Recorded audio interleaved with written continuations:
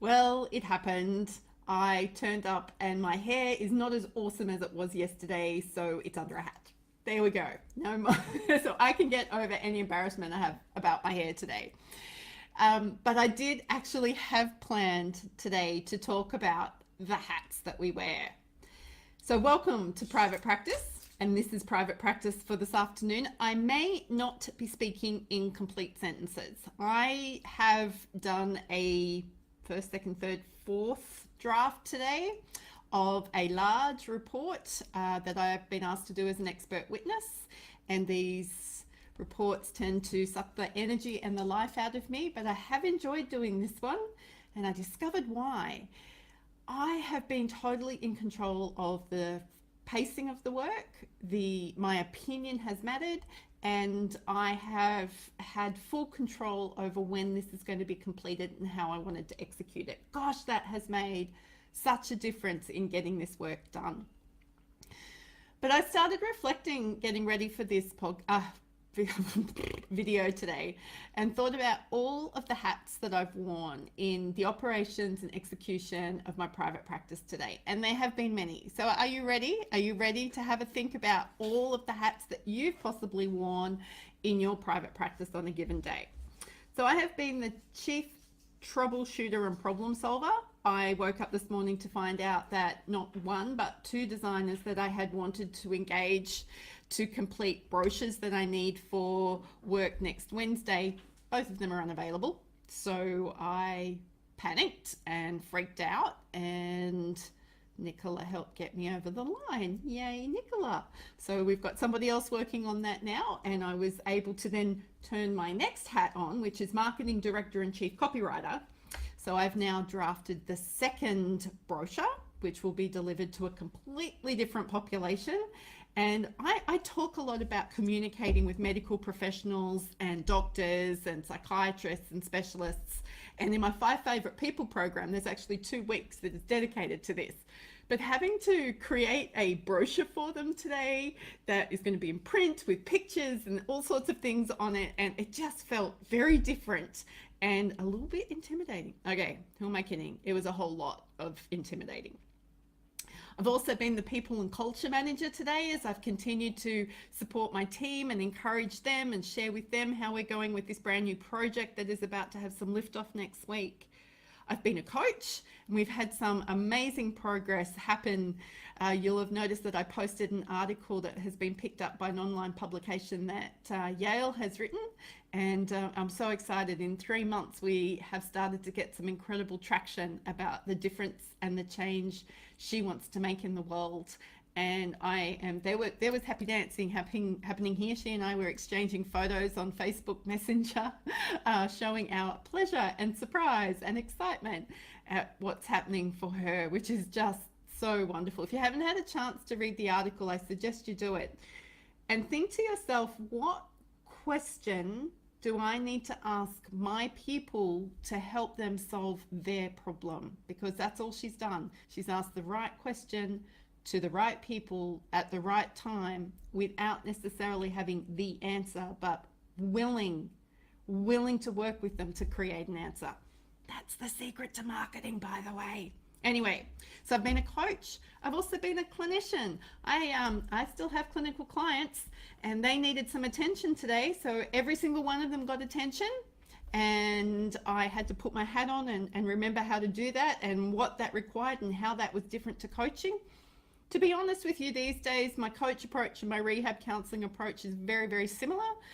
There are some things I do with my counseling clients that I don't do with my coaching clients, but quite a lot of my counseling clients are on the receiving end of Joe the coach. So that makes life a little easier for me. I've been the expert witness, which means I've been preparing documentation and evidence and forming an opinion and being quite detailed and extracting why I know something to be true. Then how could I argue that to somebody who doesn't understand the way I think?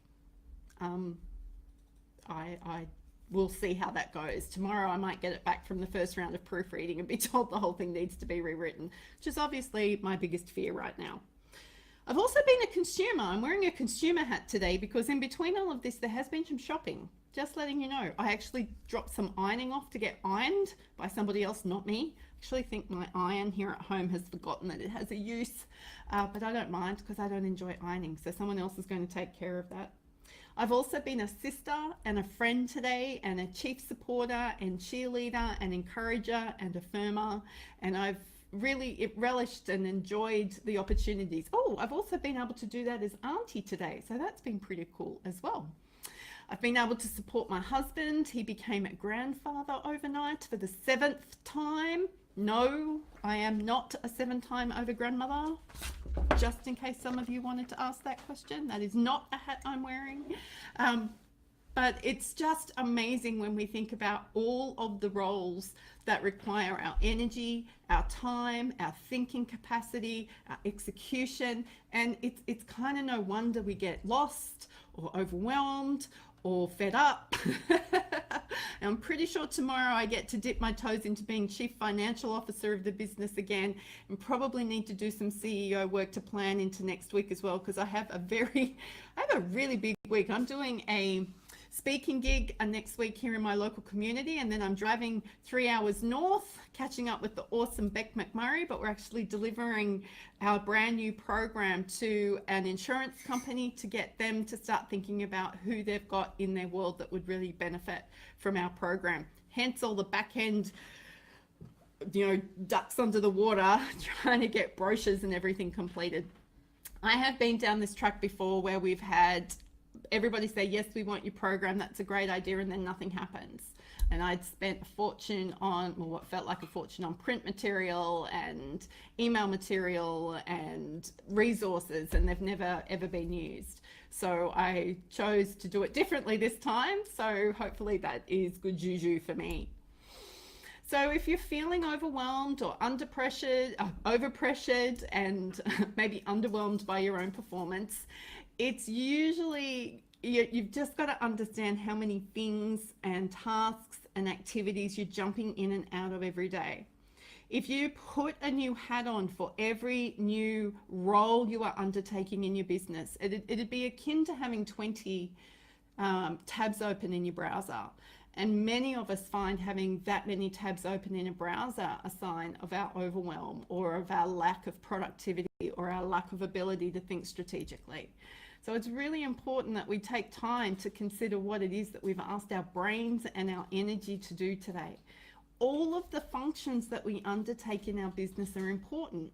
As your business grows, as your positioning grows, as your reputation grows, as the number of consultants or team members you have grows, as the growth happens, you need to move away from being the tactician or the clinician and start to have a much more strategic focus. And the skills that you need to be able to do that are a little different. And that's okay. This is all a learning and development journey. It's all a part of your growing as a human, as well as a business owner, as well as a clinician. Because if you can start to think and do strategically more, then you'll be able to help your clients think and be more strategic. And you will be amazed at the types of results that you start to get when you help clients own their own strategy. But that's clinical consultation, and we'll do that another day. So we made it through Thursday. I am confusing all of my beverages. Oh yes, Kate, strategic thinking is the plan. You are understanding, but you are being very, very strategic at the moment by making sure that you are resting when you need to, because the tactic of just going and going and going and going is no longer serving you. So you need to look at, well, what is it that I need to do to help my body recover, to rest? What does rest really mean? Really proud of you for being so vulnerable with us. If you're sharing, know Kate at all, check her out on Facebook, encourage her. She is doing some amazing work, and her ability to get up and keep going, it is inspiring. So here we are at the end of This is Private Practice for today. Looking forward to catching up with you for Gratitude Friday, where we can celebrate all that is awesome this week. And I look forward to catching up with you then. Until tomorrow, go be your awesome self.